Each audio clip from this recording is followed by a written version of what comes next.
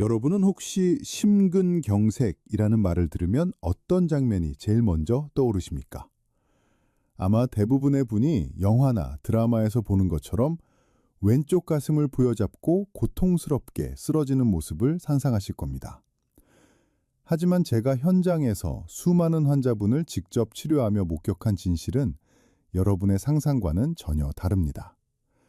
심장은 생각보다 훨씬 영악하고 교묘하게 우리를 속이기 때문입니다. 오늘은 74세 김봉래 어르신의 이야기를 먼저 해드리고 싶습니다. 이분은 평소에 동네 텃밭에서 상추도 키우고 고추도 따는 게 유일한 낙이셨던 분입니다.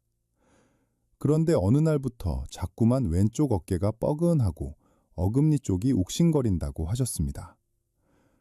어르신은 당연히 나이가 들어서 50견이 왔나 보다, 혹은 치과에 갈 때가 되었나 보다 생각하셨지요. 그래서 파스도 붙여보시고 진통제도 드시며 며칠을 견디셨습니다. 하지만 여러분, 그것은 우리 몸이 보내는 마지막 구조 요청이었습니다. 심장이 터지기 일보 직전이라는 아주 절박한 신호였던 것입니다.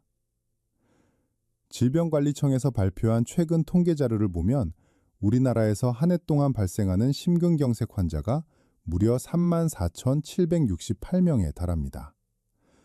이걸 하루 단위로 쪼개보면 매일 95명의 우리 이웃이 갑자기 쓰러지고 있다는 소리입니다. 특히 남성분들은 여성분들보다 발생률이 3배 가까이 높습니다. 평소에 건강을 자신하던 분들도 예외는 없습니다. 더욱 무서운 사실은 바로 사망률에 있습니다. 심근경색이 발생하고 단 한 달 안에 10명 중 1명이 돌아가십니다. 그리고 1년이라는 시간이 흐르면 5명 중 1명이 목숨을 잃게 됩니다. 왜 이렇게 많은 분이 속수무책으로 당하는 것일까요? 이유는 간단합니다. 여러분이 알고 있는 상식과 실제 우리 몸이 보내는 신호가 너무나 다르기 때문입니다. 진짜 위험한 순간을 그저 단순한 근육통이나 소화불량으로 치부하고 넘겨버리시는 것이 가장 큰 비극의 시작입니다. 김봉래 어르신께서 겪으신 그 묘한 통증들이 왜 가슴이 아닌 어깨와 턱에서 나타난 것인지, 그리고 이것이 어떻게 우리 생명을 앗아가는지 그 비밀을 오늘 전부 풀어드리겠습니다. 이건 단순히 조금 불편한 정도의 문제가 아닙니다. 내일 아침을 무사히 맞이할 수 있느냐 없느냐를 결정짓는 아주 절체절명의 순간에 대한 이야기입니다. 앞으로 제가 말씀드린 내용은 크게 3가지 줄기로 나뉩니다. 첫째로, 여러분이 그동안 철석같이 믿고 있던 잘못된 상식을 깨트리고 진짜 심근경색의 전조 증상들을 낱낱이 파헤칠 것입니다. 둘째로, 왜 이런 통증이 심장이 있는 곳이 아닌 엉뚱한 곳에서 느껴지는지 그 과학적인 이유를 아주 쉽게 설명해 드릴게요. 마지막으로, 이런 상황이 닥쳤을 때 1분 1초라도 빨리 생명을 구하기 위해 우리가 당장 실천해야 할 행동 요령을 정리해 드립니다. 특히 평소에 당뇨를 앓고 계시거나 70세가 넘으신 어르신들, 그리고 계단을 오를 때 유난히 숨이 자주 차는 여성분들은 오늘 영상 끝까지 집중해서 보셔야 합니다. 여러분께는 전형적인 가슴 통증 대신 전혀 예상치 못한 기괴한 신호가 찾아올 확률이 매우 높기 때문입니다. 오늘 제가 전해드리는 이 이야기가 여러분과 여러분의 소중한 배우자, 그리고 부모님의 목숨을 구하는 천금 같은 정보가 될 것이라 확신합니다. 지금 바로 좋아요 버튼 한번 꾹 눌러주시고 댓글에 건강 2글자만 남겨주세요. 여러분의 정성어린 참여가 더 많은 분께 이 생명의 메시지를 전달하는 소중한 씨앗이 됩니다. 자, 이제부터는 우리 생명을 지탱하는 이 심장이 도대체 어떤 식으로 비명을 지르는지 그 진짜 얼굴을 하나씩 벗겨보겠습니다. 우선 여러분이 가장 먼저 기억하셔야 할 사실은 통증의 위치와 시간입니다. 가슴 왼쪽이 아니라 명치 바로 위인 가슴 정중앙이 30분 넘게 맷돌로 짓누르는 것처럼 아프다면 그것은 무조건 심근경색입니다. 많은 분이 심장이 왼쪽에 있다고만 생각해서 왼쪽 가슴 주변만 살피시는데, 사실 우리 심장은 가슴 한가운데에서 아주 약간 왼쪽으로 기운 정도로 듬직하게 자리 잡고 있습니다. 그래서 혈관이 막히면 통증은 가슴 정중앙에서 시작되는 경우가 훨씬 많습니다. 제가 만났던 김봉래 어르신도 처음에는 가슴 한복판에 아주 무거운 바위덩어리가 올라앉은 것 같다고 말씀하셨습니다. 그런데 여기서 정말 중요한 것은 시간입니다. 혈관이 일시적으로 좁아져서 생기는 협심증은 길어야 10분이면 나아지지만 심근경색은 혈관이 완전히 꽉 막혀버린 상태라 30분이 지나도록 통증이 멈추지 않습니다. 이건 심장 근육이 산소를 전혀 받지 못해 말 그대로 썩어 들어가고 있다는 아주 무서운 경고입니다. 두 번째로 여러분이 절대 놓쳐서는 안 될 신호는 통증이 이리저리 옮겨 다니는 현상입니다. 만약 가슴 통증과 함께 왼쪽 팔 안쪽이 저리거나 어깨가 욱신거리고 심지어 턱끝이나 치아까지 아프다면 한시가 급한 상황입니다. 이걸 전문 용어로는 방사통이라고 부르는데 쉽게 말해서 통증이 가지를 치며 뻗어나가는 것입니다. 도대체 왜 심장이 아픈데 턱이나 어깨가 아픈 것일까요? 우리 몸의 신경망은 마치 오래된 집의 복잡한 전기 배선과 비슷합니다. 심장에서 보내는 절박한 통증 신호와 팔이나 어깨에서 오는 신호가 척수라는 큰 신경 통로에서 한데 뒤섞여 뇌로 전달됩니다. 그러다 보니 우리 뇌는 지금 심장이 비명을 지르는 건지 아니면 어깨가 아픈 건지 제대로 분간을 못하고 엉뚱한 곳이 아프다고 착각을 하는 것입니다. 김봉래 어르신께서 치과를 가야 하나 고민하셨던 이유도 바로 이 때문입니다. 뇌가 보낸 가짜 신호에 깜빡 속으신 것이죠. 세 번째로 가장 위험한 징후는 바로 비 오듯 쏟아지는 식은땀입니다. 가슴이 답답하면서 온몸이 젖을 정도로 땀이 나고 안색이 새하얗게 변한다면 그것은 이미 심장이 한계치에 도달했다는 증거입니다. 이때는 1분 1초도 지체해서는 안 됩니다. 식은땀은 우리 몸의 자율신경계가 보내는 최후의 비상벨입니다. 심장이라는 펌프가 제대로 작동하지 못해 혈압이 뚝 떨어지면 우리 몸은 비상사태를 선포합니다. 이때 교감신경이 미친 듯이 활성화되면서 온몸의 땀샘을 강제로 열어젖히는 것입니다. 단순히 덥거나 조금 힘들어서 나는 땀과는 차원이 다릅니다. 속옷이 다 젖을 정도로 축축하게 젖으면서 손발이 차갑게 식어간다면 그것은 지금 당장 응급처치가 필요한 일촉즉발의 상황임을 잊지 마십시오. 여러분 주변에 이런 증상을 보이는 분이 계신다면 절대로 물을 먹이거나 등을 두드려주며 기다리지 마십시오.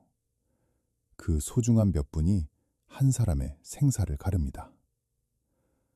오늘 이 중요한 정보를 지금 바로 주변의 소중한 분들에게 공유해 주세요. 여러분의 공유 버튼 한 번이 누군가에게는 다시는 오지 않을 생명의 기회를 선물하는 고귀한 일이 될 수 있습니다. 앞서 우리가 배운 전형적인 통증들이 심장의 정직한 비명이었다면 지금부터 제가 드릴 이야기는 훨씬 더 잔인하고 교묘한 유령 같은 증상들에 대한 것입니다. 왜냐하면 가슴은 전혀 아프지 않은데 사람의 목숨을 앗아가는 심근경색이 실제로 존재하기 때문입니다. 이것이 바로 수많은 어르신이 병원 문턱도 밟아보지 못하고 쓰러지시는 진짜 이유입니다. 자, 이제 네 번째 핵심 증상을 말씀드립니다. 명치 끝이 꽉 막힌 것처럼 답답하고 체한 느낌이 30분 넘게 이어진다면 그것은 소화불량이 아니라 심근경색일 확률이 매우 높습니다. 여러분, 이거 정말 머릿속에 꼭 새겨두셔야 합니다. 보통 명치가 답답하면 약국 가서 소화제 사드시거나 손을 따면서 시간을 보내시죠.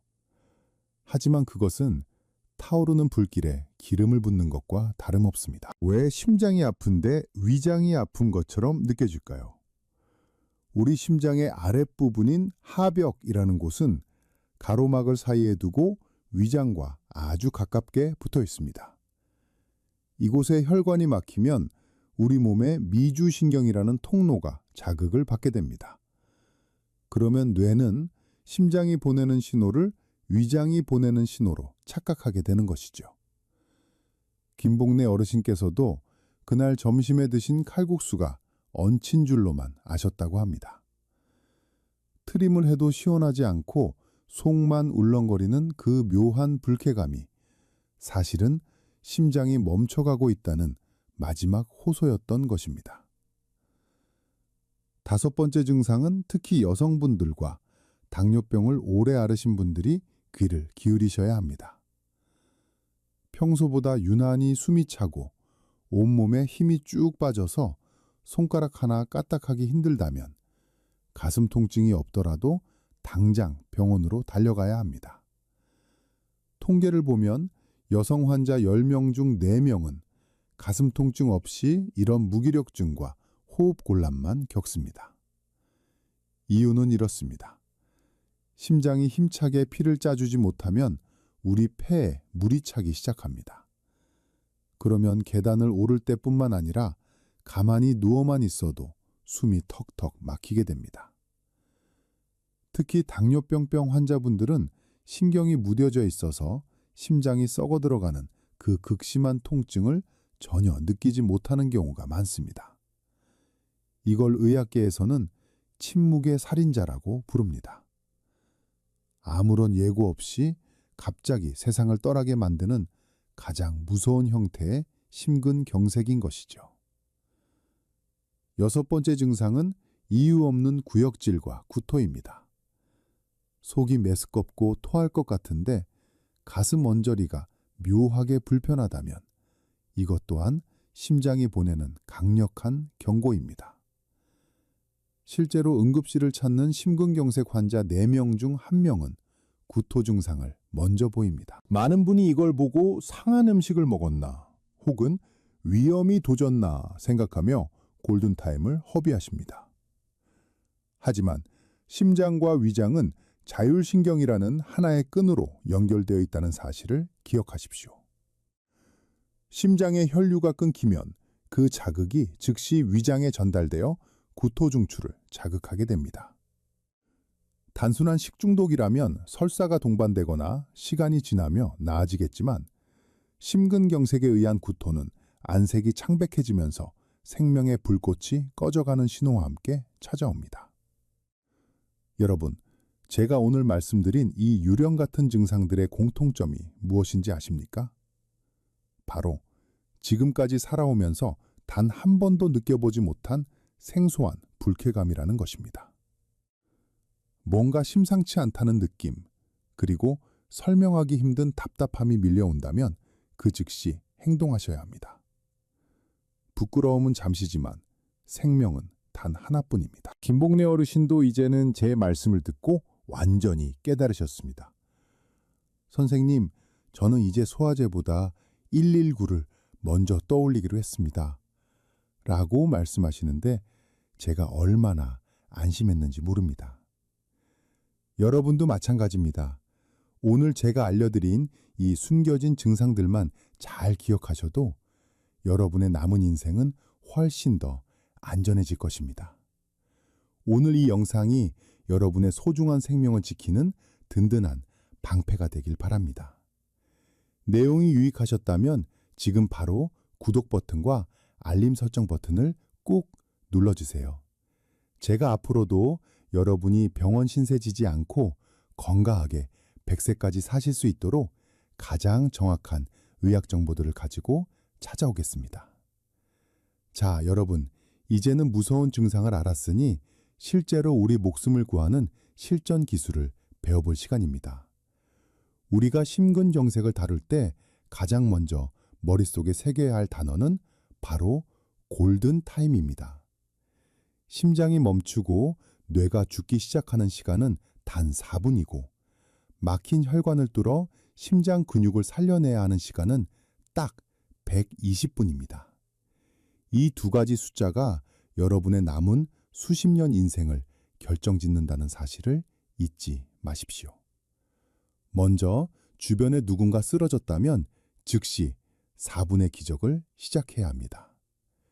심폐소생술은 생각보다 어렵지 않습니다. 환자를 딱딱한 바닥에 눕히고 가슴 한복판을 강하고 빠르게 누르기만 하면 됩니다. 이때 속도가 중요한데 보통 아바의 Staying Alive라는 노래 리듬에 맞춰 1분에 100회에서 120회 정도 누른다고 생각하시면 됩니다. 그리고 요즘은 지하철역이나 경로당에 자동 심장 충격기인 AAD가 잘 갖춰져 있습니다.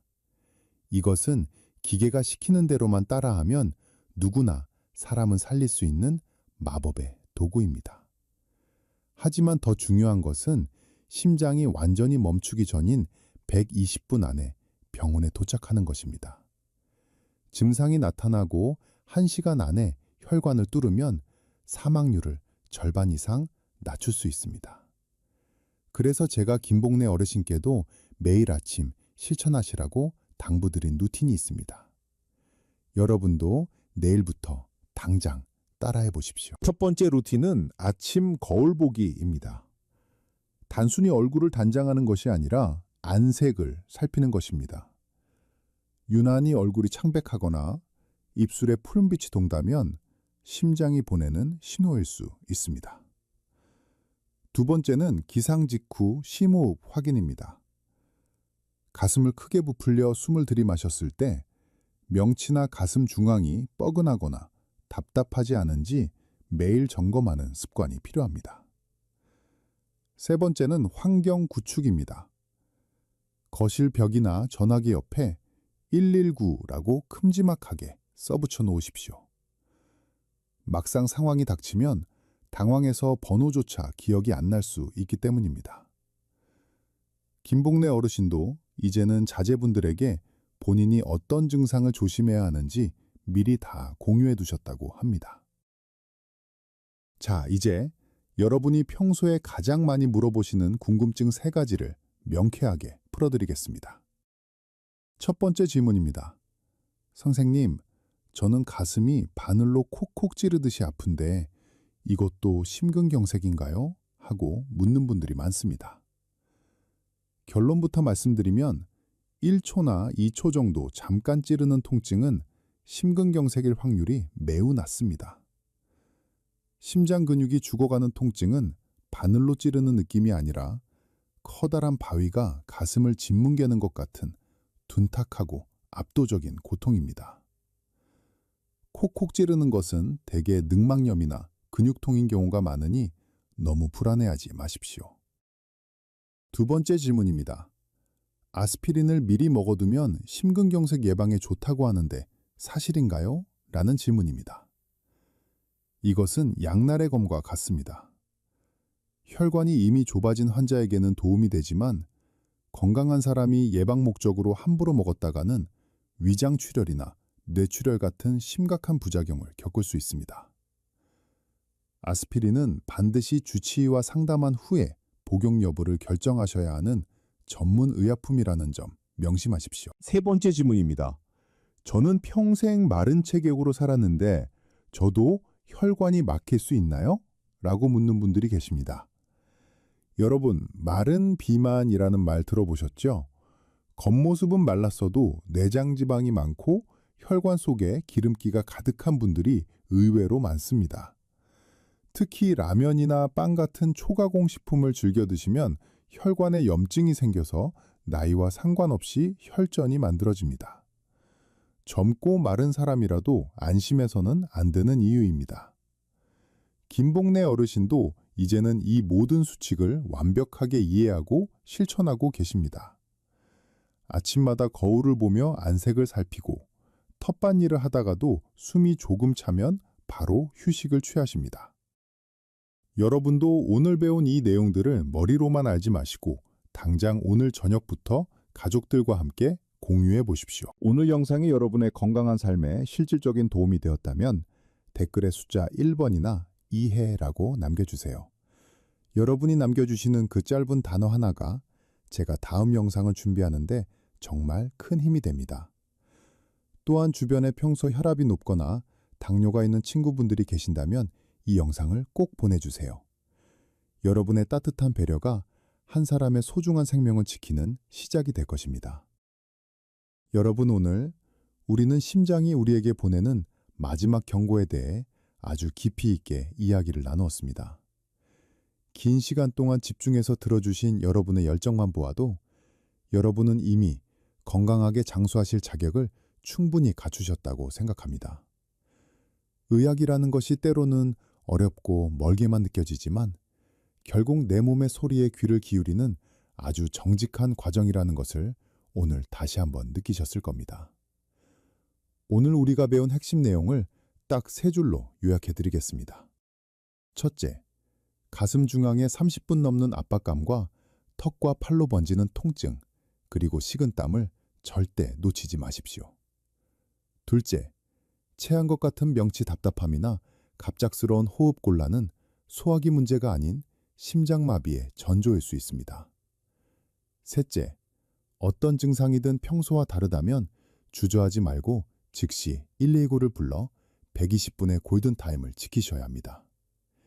이 3가지 가슴에 새기셔도 여러분은 이미 인생의 가장 큰 위기를 넘길 준비가 된 것입니다. 앞서 말씀드렸던 김봉래 어르신의 이야기를 마무리해 드려야겠죠. 어르신은 다행히 그날의 이상한 증상을 무시하지 않고 곧바로 병원을 찾으셨고 덕분에 골든타임을 놓치지 않고 수술을 잘 마치셨습니다. 얼마 전 외래진료 때 다시 배웠는데 세상에 얼굴색이 몰라보게 좋아지셨더라고요. 이제는 다시 그토록 좋아하시던 텃밭으로 돌아가셔서 자식들에게 줄 고추랑 상추를 키우는 재미에 푹 빠져 지내신다고 합니다. 저에게 손을 꼭 잡으시며 그때 선생님 말씀을 듣고 바로 병원에 오길 정말 잘했다고 하시는데 제 마음이 다 뭉클했습니다. 만약 그때 어르신이 단순히 어깨가 결린다고 파스만 붙이고 계셨다면 우리는 오늘 이런 기쁜 소식을 나눌 수 없었을지도 모릅니다. 여러분, 건강은 결코 요행으로 지켜지는 것이 아닙니다. 내 몸이 보내는 작은 신호에 귀를 기울이고 그것을 무시하지 않는 용기가 필요합니다. 우리 어르신들은 보통 내가 아프면 자식들에게 짐이 될까봐 걱정하시죠? 혹은 병원비가 아까워서, 혹은 밤 늦은 시간에 폐를 끼치기 싫어서 꾹 참고 아침이 밝기를 기다리시는 경우가 정말 많습니다. 하지만 여러분, 제가 의사로서 단언하건대 그것이 가장 위험한 생각이고 가장 큰 불효입니다. 여러분이 건강하게 우리 곁에 계셔주는 것이 자녀들에게는 그 무엇과도 바꿀 수 없는 세상에서 가장 큰 선물이라는 사실을 꼭 기억해 주세요. 심근경색은 예고 없이 찾아오지만 우리가 그 징후를 정확히 알고 있다면 충분히 이겨낼 수 있고 극복할 수 있는 병입니다. 오늘 이 영상을 보신 여러분은 이제 심장질환이라는 무서운 적으로부터 자신과 가족을 지킬 수 있는 아주 강력한 무기를 하나 얻으신 셈입니다. 부디 오늘 배운 내용들을 잊지 마시고 오늘 저녁 식사 자리에서 사랑하는 배우자나 자녀들에게도 꼭 한 번씩 들려주세요. 여러분의 입을 통해 전해지는 그 지식이 언젠가 누군가의 소중한 생명을 다시 살려내는 기적의 불씨가 될 것입니다. 저는 앞으로도 여러분이 차가운 병원 침대가 아니라 사랑하는 가족의 온기가 가득한 집에서 따뜻하고 평온한 노후를 보내실 수 있도록 돕고 싶습니다. 가장 정직하고 실질적이며 어르신들의 삶에 직접적인 도움이 되는 건강 정보만을 연구하고 전해드리겠습니다. 여러분의 곁을 지키는 든든한 주치의로서 끝까지 함께하겠습니다. 오늘 끝까지 시청해 주셔서 진심으로 감사드립니다. 여러분 모두의 가정에 건강이라는 축복과 행복이라는 웃음이 가득하시길 진심으로 빌겠습니다. 저는 조만간 여러분의 가려운 곳을 긁어줄 더 유익하고 명쾌한 건강 이야기로 다시 찾아뵙겠습니다. 여러분 한 분 한 분 정말 소중합니다. 오늘도 내일도 언제나 건강하십시오. 사랑합니다.